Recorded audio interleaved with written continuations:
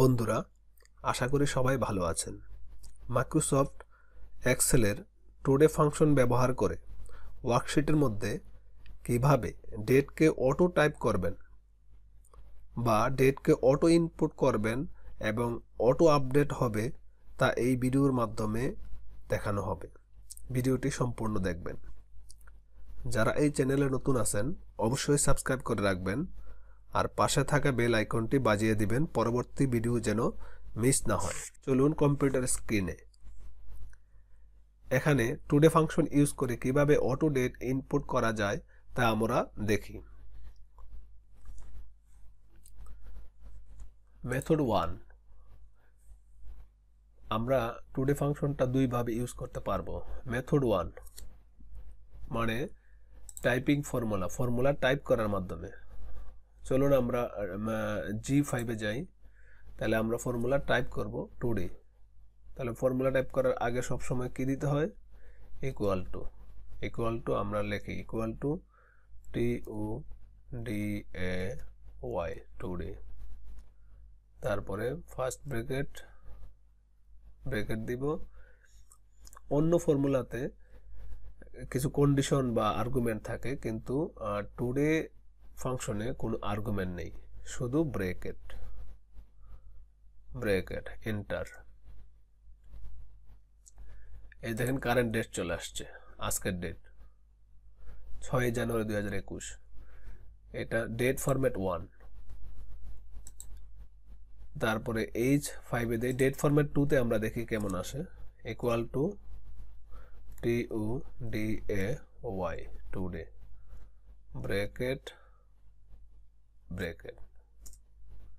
দেখেন এখানে date format change হয়ে গেছে, জানুয়ারি 6, 2021। আসুন দেখি ডেট ফরম্যাট 3-তে কেমন দেখায়। TUDAY today, bracket enter.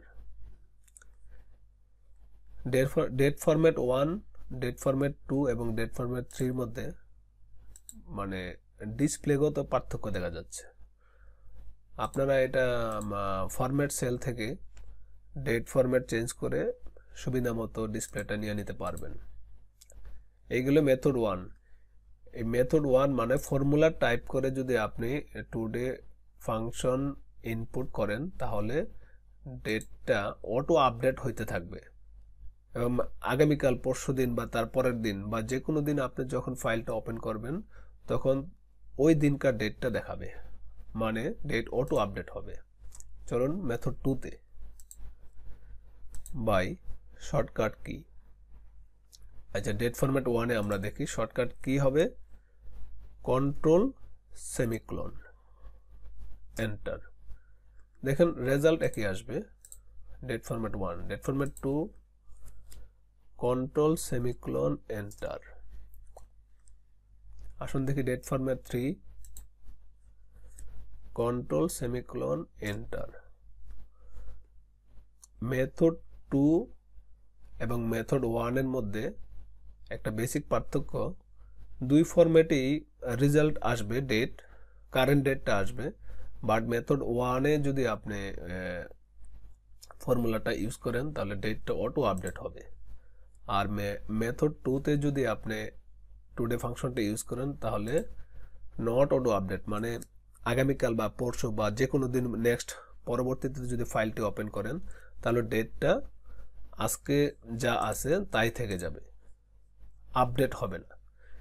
কিন্তু যখনই আপনি কিবোর্ডের মাধ্যমে কন্ট্রোল সেমিকোলন চাপবেন তখনকার কারেন্ট ডেটটা আসবে। আমার ভিডিওটি কেমন লাগলো অবশ্যই কমেন্টস করে জানাবেন, লাইক দিতে ভুলবেন না, আর চ্যানেলে নতুন হয়ে থাকলে অবশ্যই সাবস্ক্রাইব করবেন। আমি ইউটিউবে মাইক্রোসফট এক্সেলের দরকারি ভিডিও দিয়ে থাকি। ভালো থাকবেন, সুস্থ থাকবেন।